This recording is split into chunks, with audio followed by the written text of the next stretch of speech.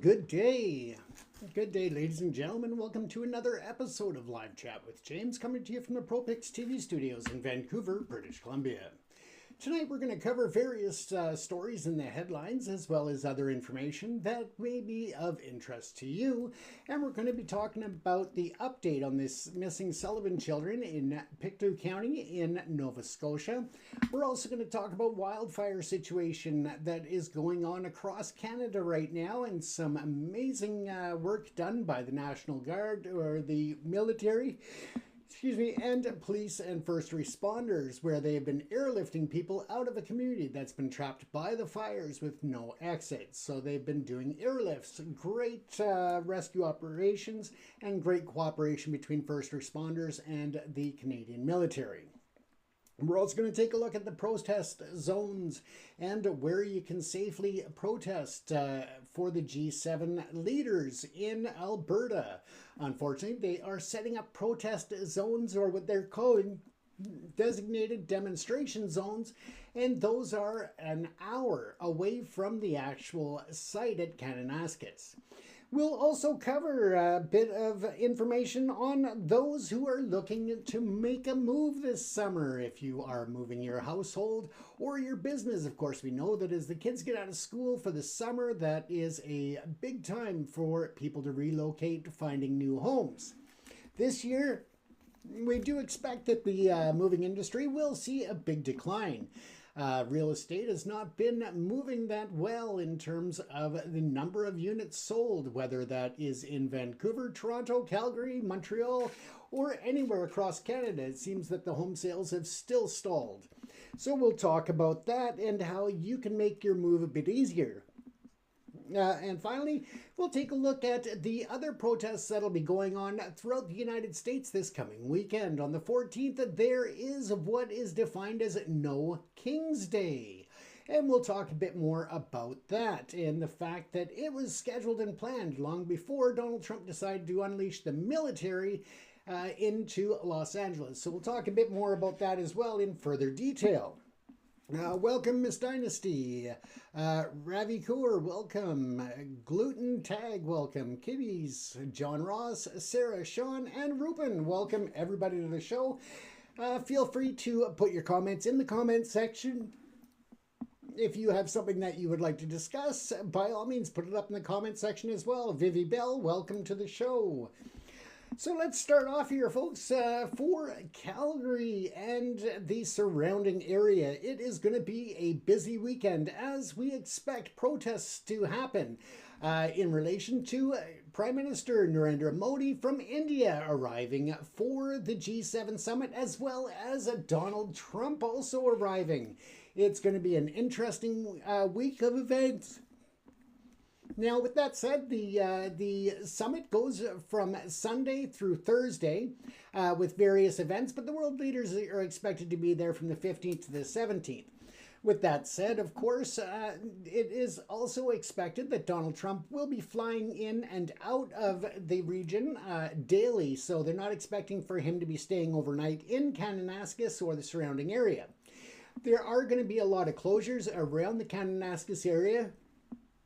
Make sure that if you are planning a trip to the park for enjoying the recreation areas, the camping sites, all of that, that you check ahead. Make sure that the area you are planning is still opened.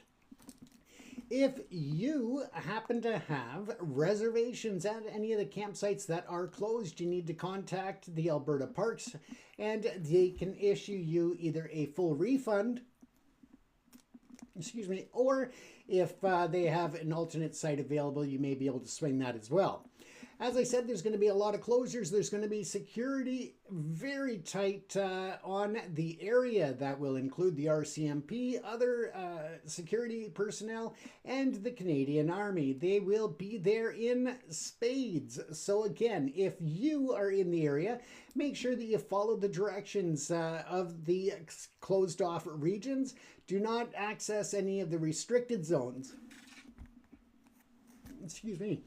As someone who has worked various events with world leaders and delegates, as well as the International Olympic Committee, I can tell you that they take security extremely seriously, and they are not there to sort out what your intent is. They are there to protect the world leaders.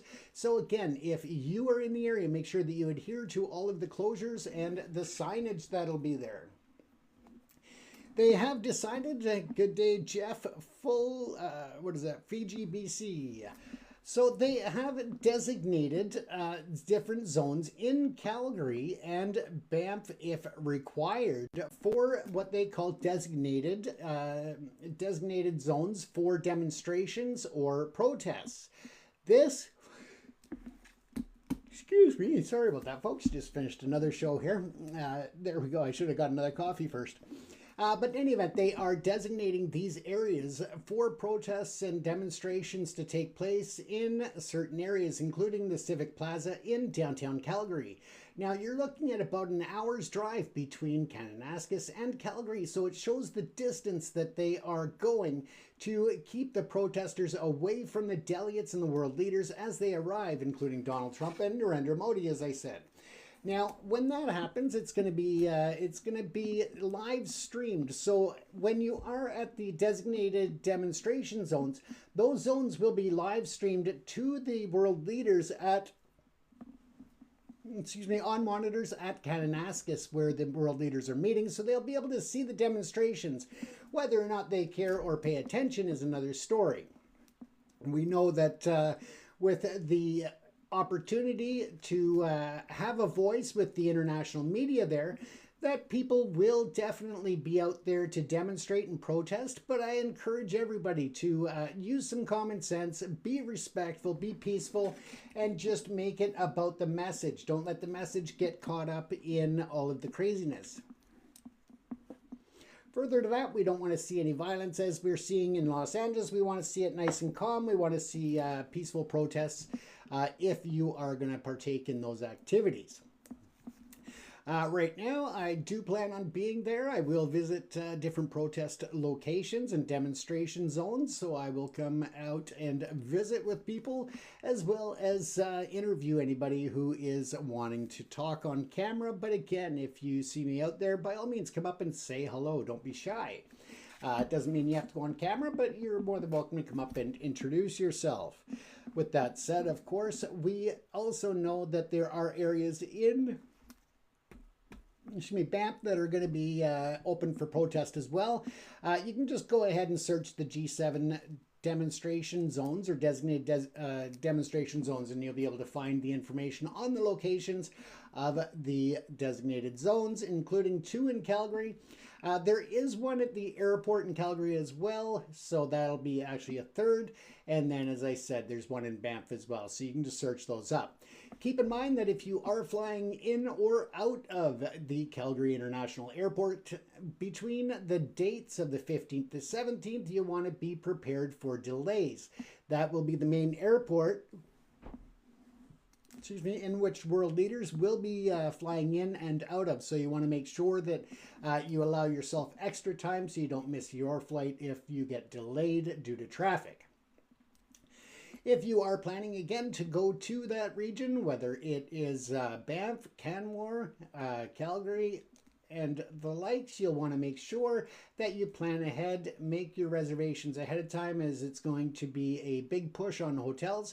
A lot of the hotels in Canmore, for example, will be utilized by support teams, by security personnel, and the media from around the world. So there may be a real drain on the hotel inventory that's there in that region, so you may have to go as far as Calgary to find a hotel if you can get one there as well. So with that said, once again, pay attention to the different restriction zones and don't try to get into them. With that said, there is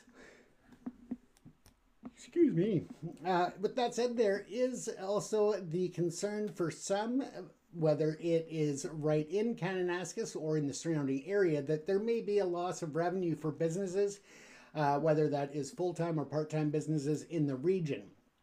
Within Kananaskis itself, the town will be closed to the main public. It will only be open to accredited and vetted people with their credentials. So again, you won't be able to get into the town of the main community area anyway, in the shops. So if you are in Kananaskis, again, you won't be able to get into the main town area, and that will be closed off. For those businesses that are going to be seeing a reduction in business because some of the shops will be closed, some of the hotels will be closed, they can put in for compensation. You can search that up on the Government of Canada website, or just fire off a message to me and I can send you the information about how to apply for compensation as a business owner in Kananaskis if you're impacted by the G7 summit. Now, as we move on, let's take a look at an update on the LA riot situation.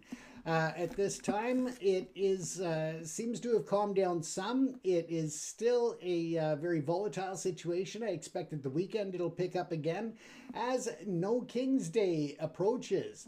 Now, essentially, No King's Day is a day that was planned for protests across the nation. This was planned before Donald Trump let loose the military into Los Angeles. Excuse me. And there are now scheduled over 800 rallies and protests that will take place across the United States this weekend on No King's Day. Originally, it was scheduled and planned to basically be having voices heard that, that weren't being heard, an opportunity for people to rise up. And when if you go to their website at nokings.org, you can find out about the different rallies and protests that'll be taking place across the country, as well as a map of the events. It looks like a sea of red dots because there are so many planned. And ever since Donald Trump sent the military into Los Angeles, 100, or actually over 100, more protests have been planned since then and added to the map at nokings.org. So again, you can check it out for more information. Their tagline on their website is that in America, we don't do kings. They've defied our courts, deported Americans, disappeared people off the streets, attacked our civil rights, and slashed our services. The corruption has gone too far. No thrones, no crowns, no kings. So again, you can find more information on the scheduled protests on the website nokings.org, and that is June the 14th. Now, speaking of the 14th, of course, we know that Flag Day is coming up, and so is Donald Trump's big, beautiful bash. Yes, the military parade that he claims is all about celebrating the 250th anniversary of the U.S. military, but in all intents and purposes, it is just a military parade on his birthday to celebrate and show off like other dictators around the world. Make no doubt about it, if you had any questions before, then you shouldn't any longer about what Donald Trump's plans are and what his intent is to just have ultimate control over the citizens of the United States. And that is a disgusting disrespect to the Constitution that has guided the U.S. for so many generations. With that said, once again, if you need more information on the No Kings, then by all means, just check it out, nokings.org. If you wanted more information about Kananaskis, about the closures and the designated demonstration zones, by all means, feel free to fire me off a message. If you're watching this on a repeat or rebroadcast on any other platform, by all means, you can always send a message or post a comment, and I will respond to that accordingly. And this way you can get the information that you need, or you can just search up the G7 Summit on Google and you'll find information from the Royal Canadian Mounted Police and from Parks Canada and Parks Alberta. So lots of information, lots of resources there for you to get more information on the G7 Summit, on the planned, as I said, designated demonstration zones, the locations, addresses, all of that sort of thing. So again, keep it peaceful, folks. If you do happen to be out there protesting, keep it peaceful, and remember that you want to get home safe at the end of the day, and so does everybody else, including those who are trying to enforce the laws out there. So again, just be gentle, be safe, be smart. All right, let's transition over to another big story that, of course, has got very little movement in terms of information. And that is little Lily and Jack Sullivan, who have been missing in Nova Scotia for over a month now. These young children disappeared from their home while the parents, the mother and the stepfather, were allegedly drifting in and out of sleep with the baby in the bedroom. Now, there have been a lot of inconsistencies, a lot of different speculative opinions placed online, and a lot of insinuations about involvement of the parents and other things. So again, it's important to realize that any type of misinformation, disinformation, or just misrepresentation of the facts does not help. It gives some people the need to take these and misinterpret them even further and then report them to Crime Stoppers or other law enforcement as fact when it wasn't. So again, it really ties up the resources. However, with that said, if you have any information about Jack or Lily Sullivan in the Pictou County region of Nova Scotia, by all means, reach out to law enforcement. Even if it's days prior to their disappearance, any sighting or information that you may have could always steer the police in a new direction of course of the investigation. So again, anything that you can think of, anything that just comes to mind, no matter how small, if you haven't spoken with investigators, I encourage you to call them.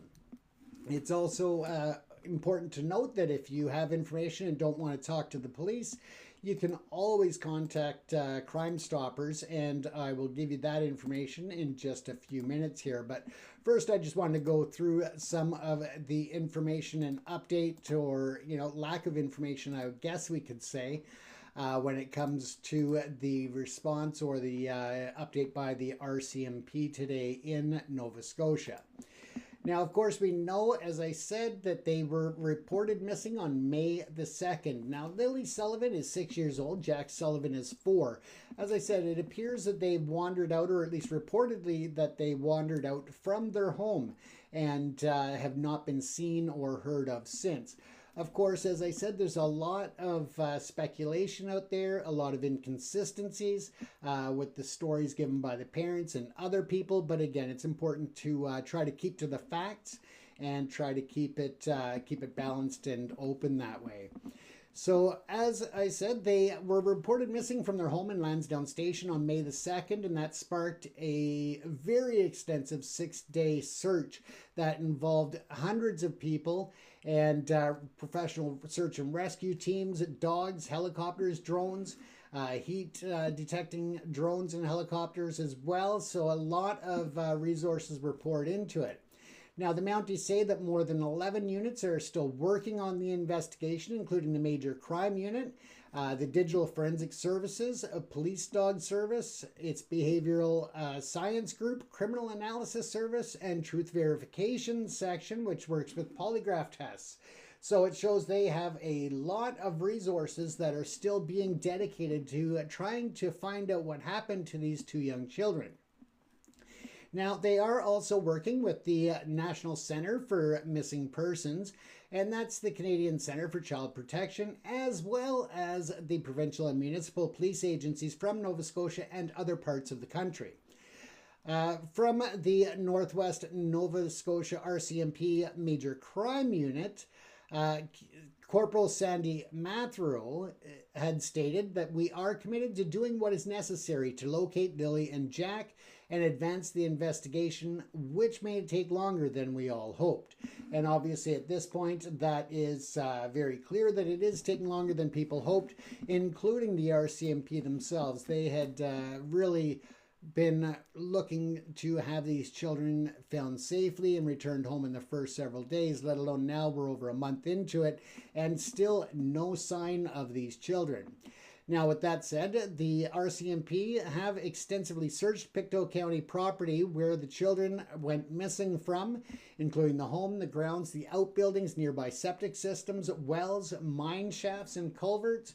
They have also received various camera footage from neighbors who had put out different trail cameras and other cameras on their large properties, and the police have been reviewing all of that data as well. Other than that, folks, it is sad that there is still still no sign of these young children. Now, Sandy Mathereau also stated that we are accessing, evaluating, and analyzing a significant volume of information from a variety of sources. We have a very coordinated and deliberate approach to make certain all information is meticulously scrutinized, prioritized, and actioned to ensure that nothing is missed.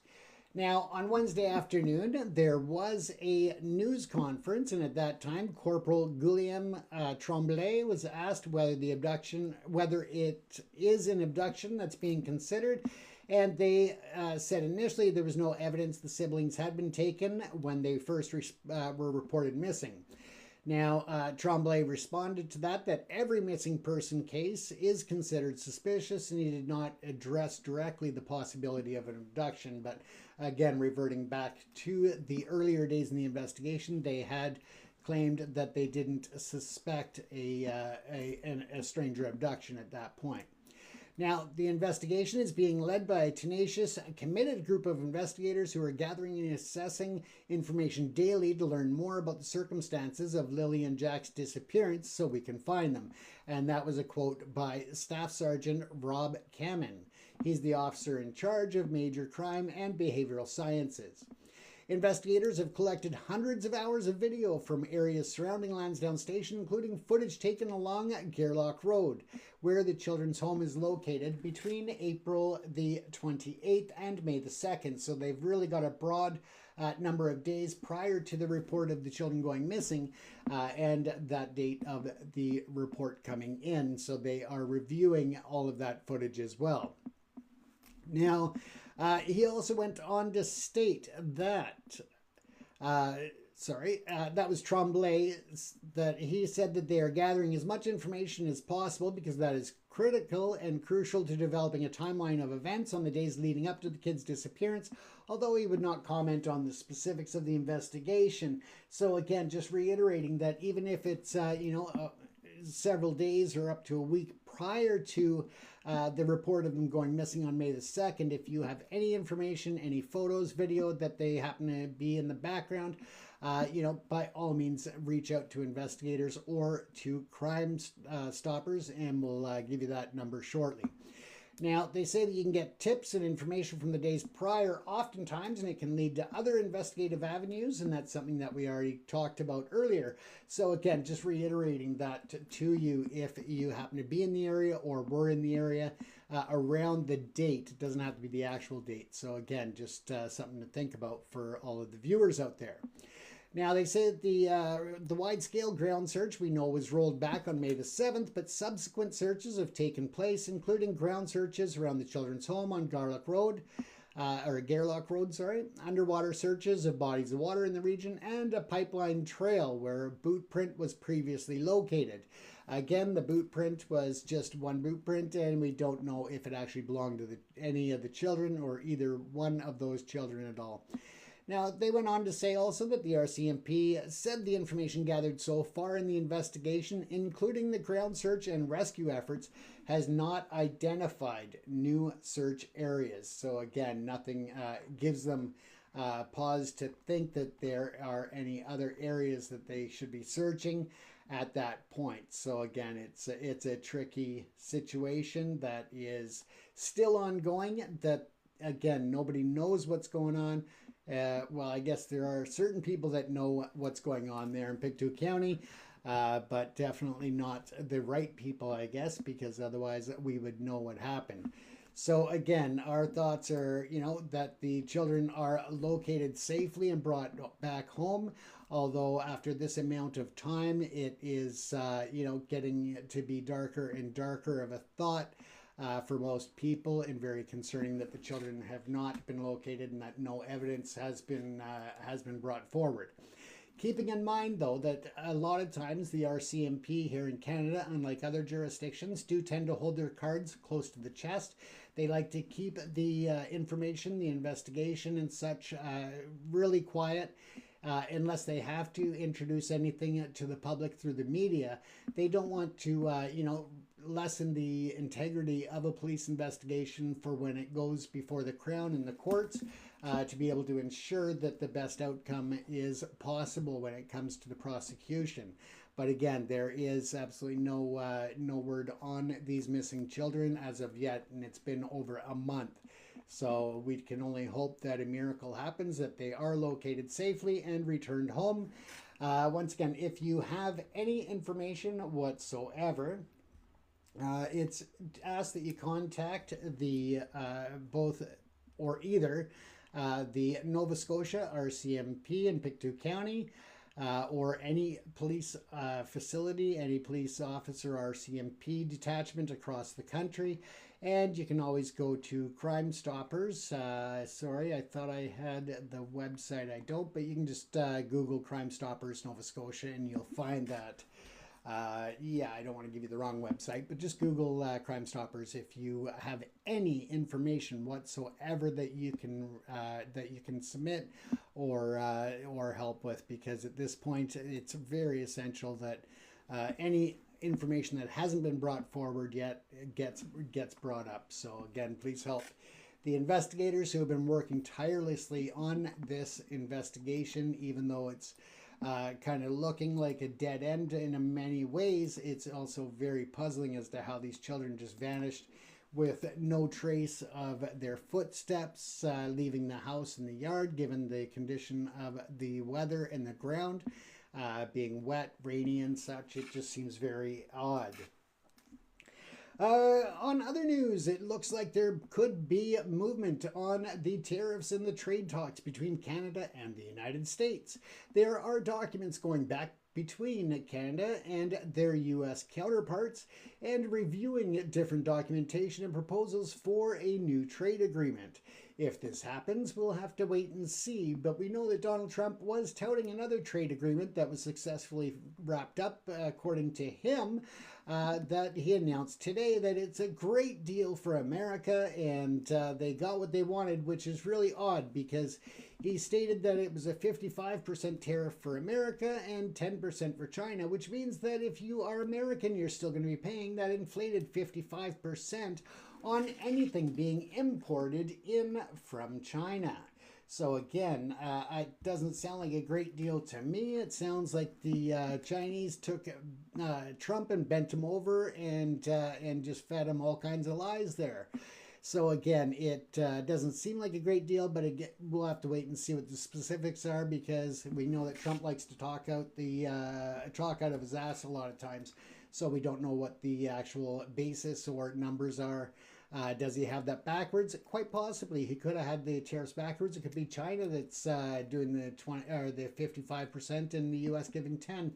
But either way, it is an imperative point in that trade relationship that either way, the Americans got screwed. As we move on, of course, we were talking about the different wildfires across Canada. In some regions, the military has been called in, as well as regions that have declared states of emergency from the local level here in Squamish, British Columbia, where there is a 5-hectare fire burning out of control. And I haven't updated myself on the size of it as of recent, so I'll have to double check that and report updates tomorrow on that one. But we do know that there were evacuation alerts and warnings sent out in the Brackendale part of Squamish. With that said, some communities in northern regions have been blocked off by wildfires as well. And with the sirens blaring in terms of calling out for help, the Canadian military did arrive with first responders who airlifted a town of 600 people that was trapped. So they have done an amazing job coming to the rescue of those that were trapped and rescued them. So again, hats off to the Canadian military and all of the first responders across the nation who are responding to devastating wildfires in British Columbia, Alberta, Saskatchewan, Manitoba, Ontario, Quebec, just all over, the Northwest Territories.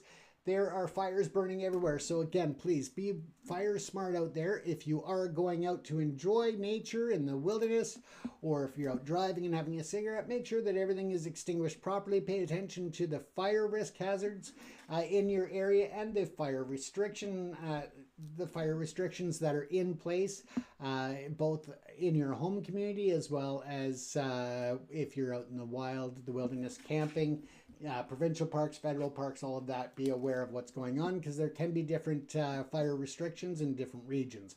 So be aware. Ignorance is no excuse for the law, as they say. You want to be aware of those concerns and not be the person that starts a fire, plain and simple. Also, a reminder that there is a no-fly zone, buffer zone around forest fires and emergency disasters. So again, don't be that person that has got their drone up there, because that forces air attack helicopters and planes from doing their job. They don't get to attack the fires by air. If you have a drone in the area, they end up having to ground the helicopters and the aircraft, and that takes valuable time away from those drops onto the fires with the fire retardant and the water drops. So again, use your common sense out there. And to wrap things up, we're going to give you a few tips about moving. At this time of year, of course, people are planning to make the big household move, and that can be stressful. We know that. It's one of the most stressful things that people experience, apparently, according to psychologists. So as you're preparing to move, I've got lots of helpful tips and hints from Carry Movers in Vancouver. They provide local and long distance moving services out of Metro Vancouver and across Western Canada. Carry Movers has been around for decades, so they have that experience, and it's also a local family-owned and operated business. So again, you're supporting the local community if you hire Carry Movers, K-A-R-Y, movers.com. But with that said, of course, if you are moving, you want to do different things that'll help you to save time, save money, and save some of the stress.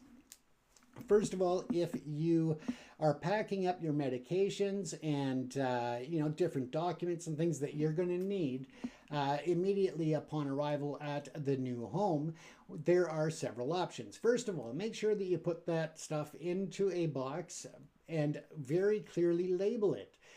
That way the movers can be informed that that truck, or that can go onto the truck at the very end of the load, which means it'll be the first thing off and set aside for you at the new residence. So you have your medications, you have your documents. But I also recommend, if you can, just put that one box in your car, and then you know you've got it with you in case anything happens that you need it.